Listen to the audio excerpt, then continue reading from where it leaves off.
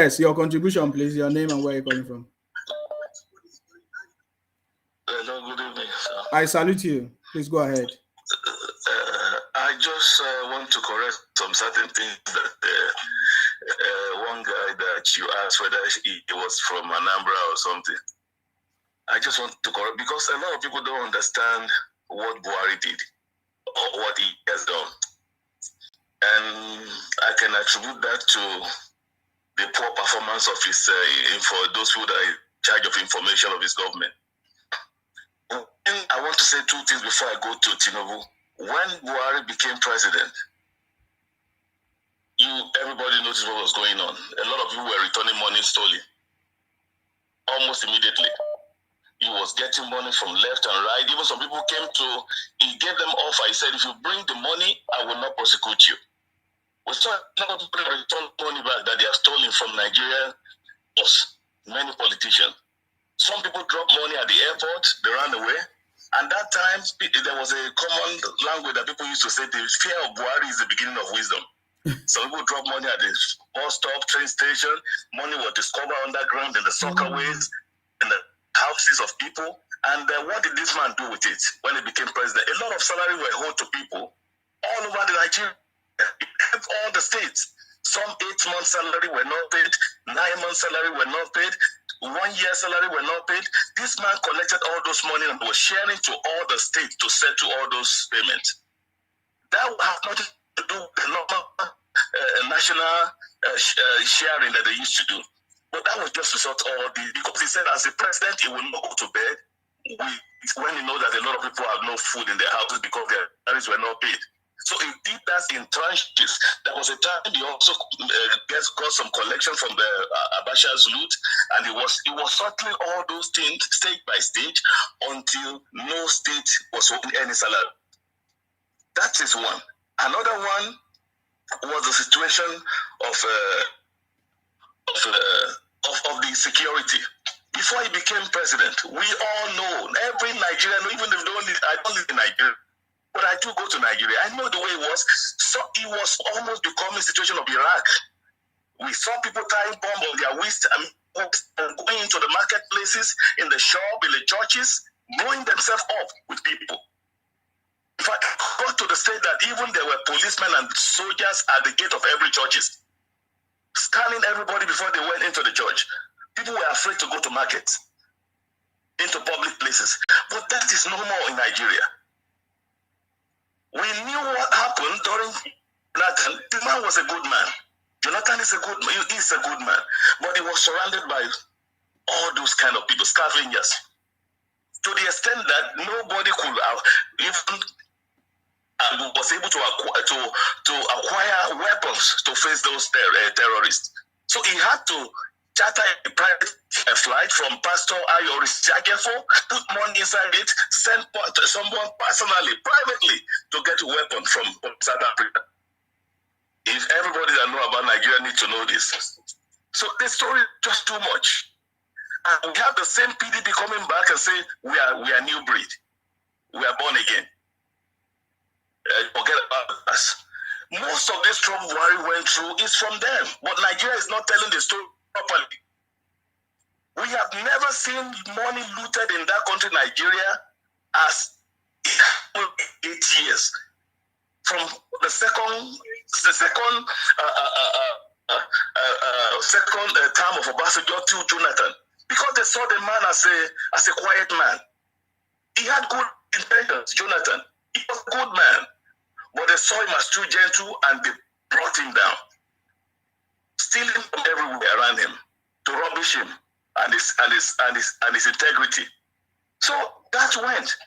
Now in Nigeria we don't have people blowing themselves up, but we have to. Now we're going all the way to meet them in the bushes. But we have a different kind of crime now happening, which is kidnapping. This was not there during the time of Jonathan, but we will still get over this. It just takes the stage. It does not mean that the man has not done it. I see some journalists on the TV saying this man has had nothing in 8 years, in 7 years. He has not done anything. We need to be fair with people. We have always been saying that. Them. You may not support them, you may not like them, but be truthful. Be truthful. It doesn't take anything from who you are supporting. So you have to be truthful. This man has done his best. Like I said, nobody can take away Nigerian problem without changing Nigerian people mentality. The mentality of it. See, if you bring an angel to Nigeria, Nigeria will not be done with. There will still be problem. Because the problem of Nigeria is not president. I used to tell people, it is the people of Nigeria. It is the mindset of people, the behavior, the character of Nigerian people. That is the problem. An average Nigerian does not believe in making money in piecemeal. They believe in making money overnight. An average Nigerian does not believe in going to university and get a good job. They believe in going into politics to make money overnight. That is the problem. And now churches are beginning to join in the politics and make it the kind of people you see in the church. That's the kind of people you produce in our political system. So the problem is not the president. You can get a president sent to us from God as angel. It won't sort the problem. The problem is the Nigerian people and Nigerian mindset must change about our quest for wealth and money. We must change our mentalities. No matter how good intention a president will have, when you meet Nigerian people, they are saying politicians are corrupt, president is corrupt, but what about the people? What about the police? What about individual people that goes to work and they expect to bring back money aside from his salaries? So we have a lot of problems to deal with. But that is one of the reasons why I believe so much. I am not somebody that buy too much into politics, but I believe so much that Tinubu will make a difference. Sure. He will make a difference. He's a strong man. And some of these people are already afraid because they believe if this man comes, he knows our secret. He's going to bust a lot of things. Yes. And some of them are giving money to push Obi or even push Atiku. They are pushing the two of them. That if Obi does not click, then Atiku should. Because this man is wicked. He's tough. He made some strong decisions in Lagos. He can change many things. Believe me, Tinubu will remove subsidy. Yeah. And he will put that 6 trillion back into scholarships for children that go to school. The man, whether you like it or not, is going to break that secret between the two foreign exchange markets. And we have the commercial one, the bank one, we have the market one. One time I went to Nigeria, I wanted to change money to buy dollars in the bank. And they asked me to go to, the bank was sending me to the black market.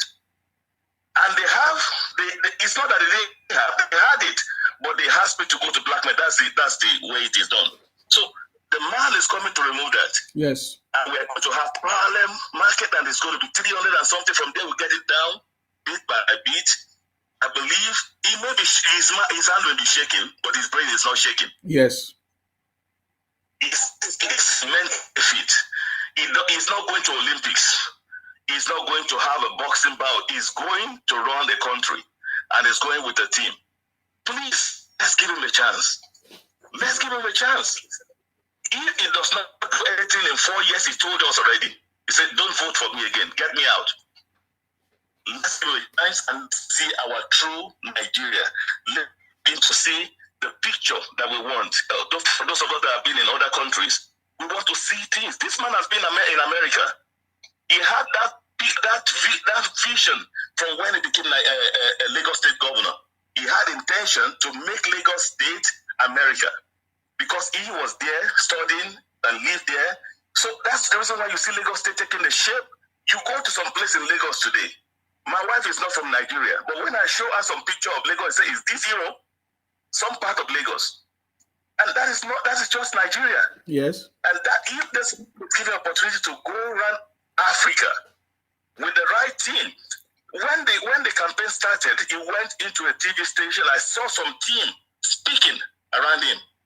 Believe me, I can sense that these are intelligent young men and women. Brilliant young men speaking eloquently. And they talk about energy, how they're going to fix the energy. They talk about this and this and this. And Atiku is saying, I want to sell the energy. I want to sell this. I want to sell that. If you sell everything, what do we owe as a Nigeria? May the Lord have mercy. We keep praying for the country, and we know we will still witness our Nigerian dream. God bless you. Thank you very much for your contribution. I really appreciate it. Thank you. Yes, I think that was a nice conversation, and